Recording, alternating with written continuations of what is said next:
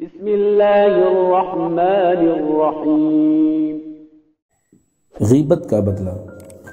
حضرت حسن بصری رحمۃ اللہ علیہ سے کسی شخص نے آ کر کہا کہ فلاں شخص نے آپ کی غیبت کی ہے۔ حضرت حسن بصری نے اسی وقت تازہ چھہارے منگوائے اور ایک طباق میں رکھ کر انہیں اس شخص کے پاس بطور تحفہ بھیجا اور کہلا بھیجا کہ میں آپ کا بڑا شکر گزار ہوں کہ آپ نے میری غیبت کر کے اپنی نیکیوں کو میرے دفتر اعمال میں منتقل کر دیا ہے۔ آپ کے اس احسان کا بدلہ میں چکا نہیں سکتا، تاہم یہ حقیر سا تحفہ قبول فرمائیے۔ وہ شخص حضرت حسن بصری رحمۃ اللہ علیہ کے اس سلوک کو دیکھ کر بڑا شرمندہ ہوا اور آپ کی خدمت میں حاضر ہو کر معافی چاہنے لگا۔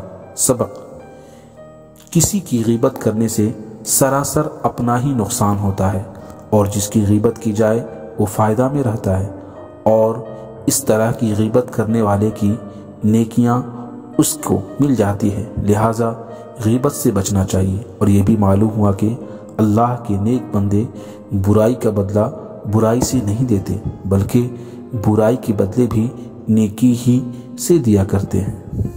دجلے کے کنارے۔ حضرت حسن بصری رحمۃ اللہ علیہ ایک روز دجلے کے کنارے جا رہے تھے کہ ایک حبشی کو دیکھا جو اپنے پاس ایک عورت کو لٹائے ہوئے ایک بوتل سے خود بھی کچھ پی رہا تھا اور اس عورت کو بھی پلا رہا تھا۔ حضرت حسن کے دل میں یہ خیال گزرا کہ اس شخص سے تو میں ہی اچھا ہوں جو ایسی حرکت کا مرتکب نہیں ہوں۔ یہ شخص عورت کے ساتھ شراب پی رہا ہے اور شراب کی بوتل آگے رکھی ہے۔ اسی فکر و خیال میں تھے کہ ایک کشتی اسباب سے بھری ہوئی دریا میں آئی اور چکر کھا کر ڈوب گئی۔ اس پر 10 آدمی بھی سوار تھے۔ وہ 10 غوطے کھانے لگے۔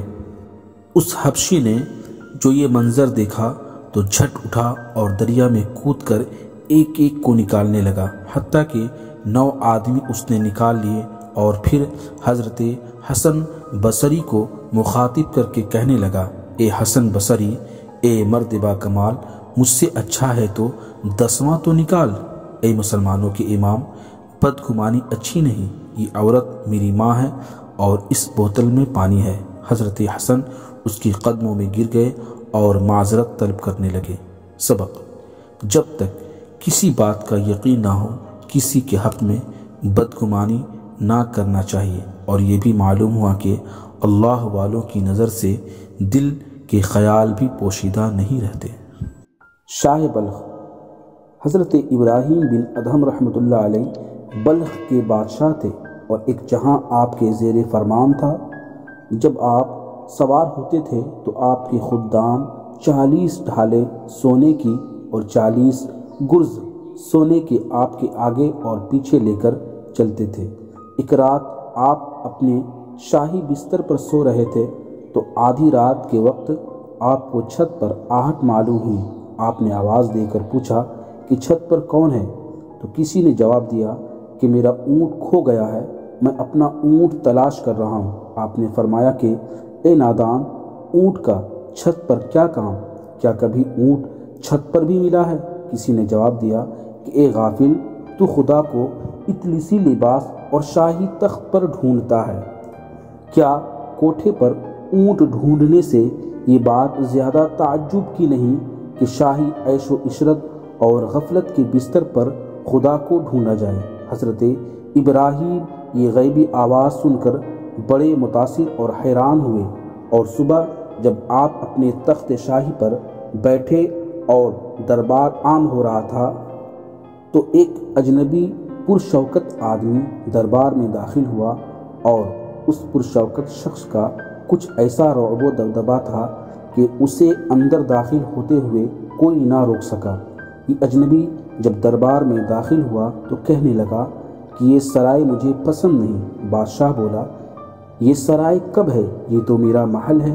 اس اجنبی نے پوچھا کہ یہ بتاؤ کہ آپ سے پہلے یہ محل کس کے پاس تھا؟ بادشاہ بولا: میرے باپ کے پاس۔ اجنبی نے پوچھا: اور تیرے باپ سے پہلے یہ محل کس کے پاس تھا؟ بادشاہ نے جواب دیا: میرے دادا کے پاس۔ اجنبی نے پوچھا: آپ کے دادا سے پہلے یہ کس کے پاس تھا؟ بادشاہ نے جواب دیا کہ میرے دادا کے والد کے پاس۔ اجنبی نے کہا تو گویا آپ سے پہلے اس میں آپ کے والد رہتے تھے اور آپ کے والد سے پہلے آپ کے دادا اس میں رہتے تھے اور آپ کے دادا سے پہلے ان کے والد اس میں رہتے تھے۔ تو اے بادشاہ اب خود ہی سوچ کے سرائے اور کسے کہتے ہیں؟ سرائے بھی تو وہی ہوتی ہے جس میں ایک جائے اور دوسرا آئے، وہ بھی جائے اور تیسرا آئے۔ یہ کہہ کر وہ پرشکوہ اجنبی باہر نکل گیا اور گم ہو گیا۔ حضرت ابراہیم تخت سے اترے اور اس اجنبی کے پیچھے دوڑے یہاں تک کہ اسے پا لیا اور اس سے دریافت کیا کہ آپ کون ہیں؟ تو اس نے جواب دیا کہ میں خضر ہوں۔ حضرت ابراہیم کے دل پر ان واقعات کا ایک گہرا اثر ہوا اور وہ دنیاوی سلطنت کو خیر آباد کہہ کر آپ نے 9 برس تک ایک غار میں سکونت اختیار کر کے بہت مجاہدے اور ریاضتیں کی اور پھر آپ آسمانی ولایت کے ایک درخشندہ ستارے بن کر چمکے۔ مولانا رومی علیہ الرحمہ آپ کا یہی واقعہ لکھ کر پھر یہ بھی لکھا کہ آپ ایک دن دریا کے کنارے بیٹھے اپنے ہاتھ سے اپنا پیرہن سی رہے تھے کہ وہاں سے ایک امیر آدمی کا گزر ہوا۔ اس امیر آدمی نے آپ کو جب اس حال میں دیکھا کہ آپ اپنے ہاتھ سے اپنا پیرہن سی رہے ہیں تو دل میں کہنے لگا کہ انہوں نے سلطنت چھوڑ کر اس فقیری میں کیا حاصل کیا۔